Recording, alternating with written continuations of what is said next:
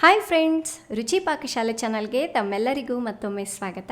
Friends, ನಾನಿವತ್ತು ಬಣ್ಣ ಸೌತೆಕಾಯಿ ಅಥವಾ ಮಂಗಳೂರು ಸೌತೆಕಾಯಿಂದ ಸಾಂಬಾರ್ ಅಥವಾ ಹುಳಿ ಹೇಗೆ ಮಾಡೋದು ಅಂತ ತೋರಿಸ್ಕೊಡ್ತೀನಿ. ಈ ರೆಸಿಪಿ ತುಂಬ ಈಸಿಯಾಗಿರುತ್ತೆ, ತುಂಬ ಬೇಗನೆ ಮಾಡ್ಕೋಬಹುದು.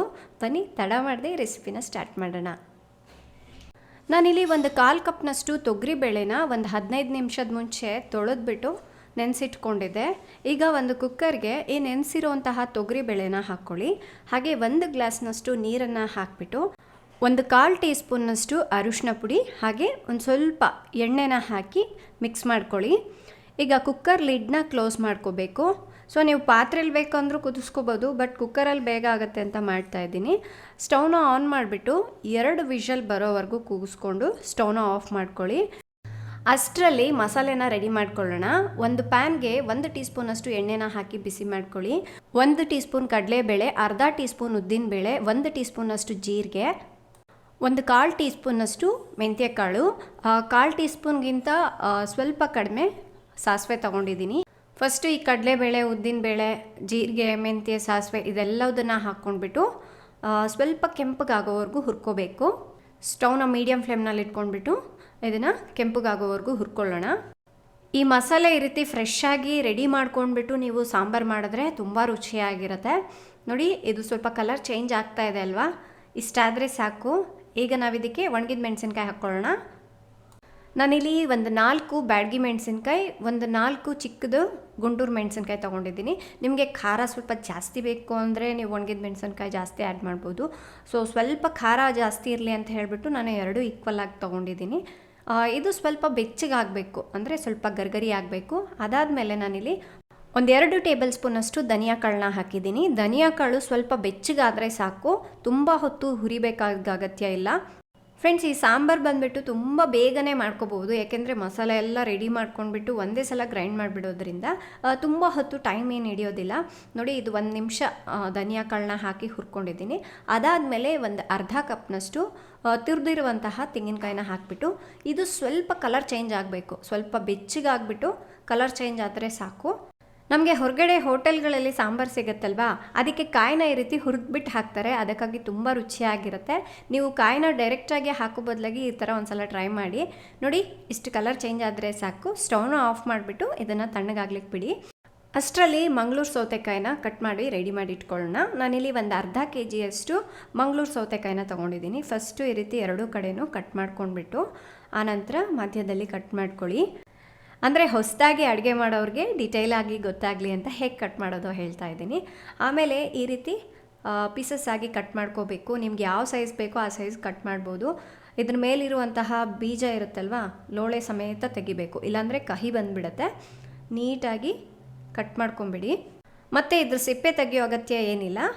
ನೋಡಿ, ಈ ಥರ ಕಟ್ ಮಾಡ್ಕೊಂಡ್ಬಿಟ್ಟು ನಿಮಗೆ ಯಾವ ಸೈಜ್ ಬೇಕೋ ಆ ಸೈಜಿಗೆ ಕಟ್ ಮಾಡ್ಬೋದು. ನಾನಿಲ್ಲಿ ಸಾಂಬಾರಿಗೆ ಸ್ವಲ್ಪ ದಪ್ಪವಾಗಿ ಕಟ್ ಮಾಡ್ತಾ ಇದ್ದೀನಿ. ಸೊ ತಿನ್ನಲಿಕ್ಕೆ ತುಂಬ ಚೆನ್ನಾಗಿರುತ್ತೆ. ನೋಡಿ, ಸುಮಾರಾಗಿ 1 ಕಪ್ನಷ್ಟು ಮಂಗಳೂರು ಸೌತೆಕಾಯಿ ರೆಡಿ ಮಾಡಿ ಇಟ್ಕೊಂಡಿದ್ದೀನಿ. ಈಗ ಮಸಾಲೆ ತಣ್ಣಗಾಗಿದೆ. ಒಂದು ಮಿಕ್ಸಿ ಜಾರ್ಗೆ ಈ ಹುರಿದಿರುವಂತಹ ಮಸಾಲೆಯನ್ನೆಲ್ಲ ಹಾಕಿಬಿಟ್ಟು ಒಂದು ಸಲ ಗ್ರೈಂಡ್ ಮಾಡ್ಕೋಬೇಕು, ನೀರೇನು ಹಾಕ್ತಲೇ.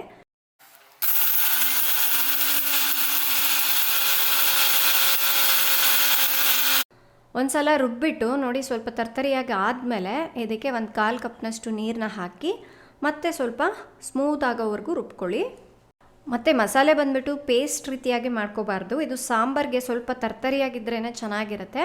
ನೋಡಿ, ಈ ರೀತಿ ತರ್ತರಿಯಾಗಿ ರುಬ್ಬಿಟ್ಕೊಂಡು ಸೈಡಿಗೆ ಎತ್ತಿಟ್ಕೊಳ್ಳಿ. ಇವಾಗ ಒಂದು ಕುಕ್ಕರ್ಗೆ ನಾವು ಫಸ್ಟಿಗೆ ಮಂಗಳೂರು ಸೌತೆಕಾಯಿನ ಕಟ್ ಮಾಡಿ ರೆಡಿ ಮಾಡಿ ಇಟ್ಕೊಂಡಿದ್ವಲ್ವ, ಸೊ ಅದನ್ನು ಬೇಯಿಸ್ಕೋಬೇಕು. ಒಂದು ಕುಕ್ಕರ್ಗೆ 2 ಟೀ ಸ್ಪೂನ್ನಷ್ಟು ಎಣ್ಣೆನ ಹಾಕ್ಕೊಂಡು ಬಿಸಿ ಮಾಡ್ಕೊಳ್ಳಿ. ಫಸ್ಟು ಸೌತೆಕಾಯಿನ ಎಣ್ಣೆಯಲ್ಲಿ ಹಾಕಿಬಿಟ್ಟು 1-2 ನಿಮಿಷ ಹುರ್ಕೋಬೇಕು. ಎಣ್ಣೆಯಲ್ಲಿ ಸೌತೆಕಾಯಿ ಹುರಿಯೋದ್ರಿಂದ ಟೇಸ್ಟ್ ತುಂಬಾ ಚೆನ್ನಾಗಿರುತ್ತೆ. ಡೈರೆಕ್ಟಾಗಿ ಹಾಕೋದಕ್ಕಿಂತ ಈ ಥರ ಮಾಡಿ ನೋಡಿ. ಇದು ಸ್ವಲ್ಪ ಕಲರ್ ಚೇಂಜ್ ಆಗುತ್ತೆ, ಅಲ್ಲಿವರೆಗೂ ಇದನ್ನು ಬೇಯಿಸ್ಕೋಬೇಕು. ಇದಕ್ಕೇ 1/4 ಟೀ ಸ್ಪೂನಷ್ಟು ಅರಿಶಿನ ಪುಡಿಯನ್ನು ಹಾಕಿ ಮಿಕ್ಸ್ ಮಾಡ್ಕೊಳ್ಳಿ. ನಮ್ಮ ಮನೆಯಲ್ಲಿ ನಮ್ಮ ಚಿನ್ನಿಮಗೂ ಕೂಡ ಈ ಸಾಂಬಾರು ತುಂಬ ಇಷ್ಟ ಆಗುತ್ತೆ. ಆ ಸೌತೆಕಾಯಿ ತಿನ್ನುವಾಗ ಸ್ವಲ್ಪ ಹುಳಿ ಆಗಿ ಉಪ್ಪು ಖಾರ ಎಲ್ಲ ಹಿಡಿದಿರುತ್ತಲ್ವ, ಚೆನ್ನಾಗಿರುತ್ತೆ. ನೋಡಿ, 1-2 ನಿಮಿಷ ಆದಮೇಲೆ ಇದಕ್ಕೆ ನಾವು ಮಸಾಲೆ ರೆಡಿ ಮಾಡಿ ಇಟ್ಕೊಂಡಿದ್ವಲ್ವ, ಮಸಾಲೆನ ಆ್ಯಡ್ ಮಾಡ್ಕೋಬೇಕು. ಜೊತೆಗೆ ಇದಕ್ಕೆ ನಾನು ಸ್ವಲ್ಪ ಬೆಲ್ಲ ಹಾಕ್ತಾಯಿದ್ದೀನಿ ಟೇಸ್ಟ್ಗಾಗಿ. ರುಚಿಗೆ ತಕ್ಕಷ್ಟು ಉಪ್ಪನ್ನು ಕೂಡ ಹಾಕ್ಕೊಳ್ಳಿ. ಈ ಮಸಾಲೆ ಜೊತೆಗೆ ಸೌತೆಕಾಯಿ ಎಲ್ಲ ಚೆನ್ನಾಗಿ ಹೊಂದ್ಕೊಳ್ಳೋ ರೀತಿಯಾಗಿ ಒಂದು ಸಲ ಮಿಕ್ಸ್ ಮಾಡ್ಕೊಳ್ಳೋಣ. ನೆಕ್ಸ್ಟ್ ಇದಕ್ಕೆ ನಾವು ತೊಗರಿಬೇಳೆನ ಕುದಿಸಿಟ್ಕೊಂಡಿದ್ವಲ್ವ, ಸೊ ಅದನ್ನು ಬೇಳೆ ಏನು ಮಸಿದೆಲೆ ಡೈರೆಕ್ಟಾಗಿ ಹಾಕ್ಕೊಳ್ಳಿ. ಬೇಳೆನ ಚೆನ್ನಾಗಿ ಮೆತ್ತಗೆ ಕುದಿಸ್ಕೊಂಡಿರ್ಬೇಕಷ್ಟೇ. ಆನಂತರ ಸ್ವಲ್ಪ ಒಂದು ನಿಂಬೆಹಣ್ಣಿನ ಗಾತ್ರದಷ್ಟು ಹುಣಸೆ ಹಣ್ಣನ್ನು ಒಂದು 15 ನಿಮಿಷ ನೀರಿನಲ್ಲಿ ನೆನೆಸಿಟ್ಕೊಂಡಿದ್ದೆ. ಅದನ್ನು ಚೆನ್ನಾಗಿ ಕಿವುಚ್ಬಿಟ್ಟು ಹುಣಸೆ ರಸನ ಹಾಕ್ಕೊಳ್ಳಿ. ಮತ್ತಿದಕ್ಕೆ ಟೊಮೆಟೊ, ಈರುಳ್ಳಿ ಎಂಥದ್ದು ಹಾಕೋದು ಬೇಡ, ಬರೀ ಹೀಗೆ ಮಾಡಿ ನೋಡಿ ಎಷ್ಟು ರುಚಿಯಾಗಿರುತ್ತೆ. ಆ್ಯಂಡ್ ತುಂಬ ಬೇಗನೆ ಮಾಡ್ಬೋದು, ಅಡುಗೆ ಬರದೇ ಇರೋರು ಕೂಡ ಈಸಿಯಾಗಿ ಮಾಡ್ಬೋದು.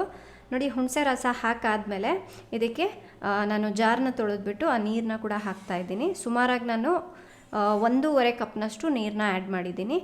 ನಮಗೆ ಕನ್ಸಿಸ್ಟೆನ್ಸಿ ಬಂದುಬಿಟ್ಟು ತುಂಬ ಗಟ್ಟಿಯಾಗೂ ಇರಬಾರ್ದು, ನೀರಾಗೂ ಇರಬಾರ್ದು, ಈ ಥರ ಇರಬೇಕು. ಏಕೆಂದರೆ ಕುದ್ಮೇಲೆ ಇನ್ನೂ ಸ್ವಲ್ಪ ಗಟ್ಟಿ ಆಗುತ್ತೆ. ಒಂದು ಕುದಿ ಬರೋವರೆಗೂ ಇದನ್ನು ಕುದಿಸ್ಕೋಬೇಕು. ಅದಾದಮೇಲೆ ಕುಕ್ಕರ್ ಲಿಡ್ನ ಕ್ಲೋಸ್ ಮಾಡಿ ಒಂದು ವಿಷಲ್ ಕೂಗಿಸ್ಕೊಂಡು ಸ್ಟವ್ನ ಆಫ್ ಮಾಡಬೇಕು. ಇದಕ್ಕೆ ಒಗ್ಗರಣೆನ ಹಾಕ್ಕೊಳ್ಳೋಣ. 1 ಟೇಬಲ್ ಸ್ಪೂನಷ್ಟು ಎಣ್ಣೆನ ಬಿಸಿ ಮಾಡ್ಕೊಳ್ಳಿ. ಎಣ್ಣೆ ಕಾದ್ಮೇಲೆ ಇದಕ್ಕೆ ಒಂದು ಅರ್ಧ ಟೀ ಸ್ಪೂನಷ್ಟು ಸಾಸಿವೆ, ಅರ್ಧ ಟೀ ಸ್ಪೂನಷ್ಟು ಜೀರಿಗೆ, 1-2 ಒಣಗಿದ ಮೆಣಸಿನ್ಕಾಯಿನ ಮುರಿದ್ಬಿಟ್ಟು ಹಾಕ್ಕೊಳ್ಳಿ. ಸ್ವಲ್ಪ ಹಿಂಗನ್ನು ಹಾಕಿ ಸಾಸಿವೆ ಚಿಟಪಟ ಅನ್ನೋವರೆಗೂ ಹುರ್ಕೋಬೇಕು. ಅದಾದಮೇಲೆ ಸ್ವಲ್ಪ ಹಸಿ ಕರಿಬೇವನ್ನು ಹಾಕಿ ಮಿಕ್ಸ್ ಮಾಡ್ಕೊಳ್ಳಿ.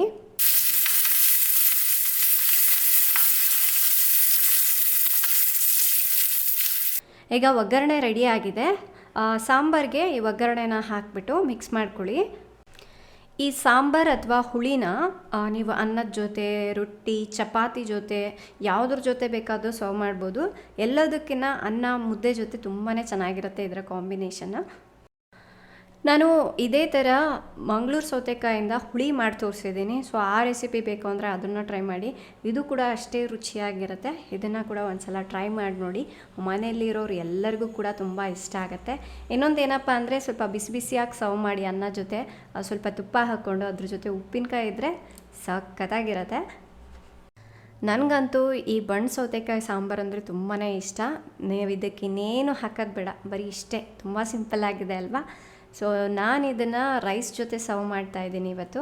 ಸೊ ನೀವು ಯಾವುದ್ರ ಜೊತೆ ಸರ್ವ್ ಮಾಡಿದ್ರಿ ಆ್ಯಂಡ್ ಈ ರೆಸಿಪಿ ಹೇಗಿತ್ತು ಅನ್ನೋದನ್ನು ದಯವಿಟ್ಟು ನನಗೆ ಕಾಮೆಂಟ್ ಮೂಲಕ ತಿಳಿಸಿ. ಇವತ್ತಿನ ರೆಸಿಪಿ ಇಷ್ಟೇ ಫ್ರೆಂಡ್ಸ್. ತಮ್ಮೆಲ್ಲರಿಗೂ ಈ ಬಣ್ಣ ಸೌತೆಕಾಯಿ ಸಾಂಬಾರು ಅಥವಾ ಹುಳಿ ಇಷ್ಟ ಆಗಿದೆ ಅಂದ್ಕೊಳ್ತಾ ಇದ್ದೀನಿ. ಇಷ್ಟ ಆದರೆ ಲೈಕ್ ಮಾಡಿ, ಶೇರ್ ಮಾಡಿ. ನಾಳೆ ಇನ್ನೊಂದು ಹೊಸ ರೆಸಿಪಿಯೊಂದಿಗೆ ಮತ್ತೆ ಸಿಗೋಣ. ಅಲ್ಲಿವರೆಗೂ ಟೇಕ್ ಕೇರ್, ಬಾಯ್.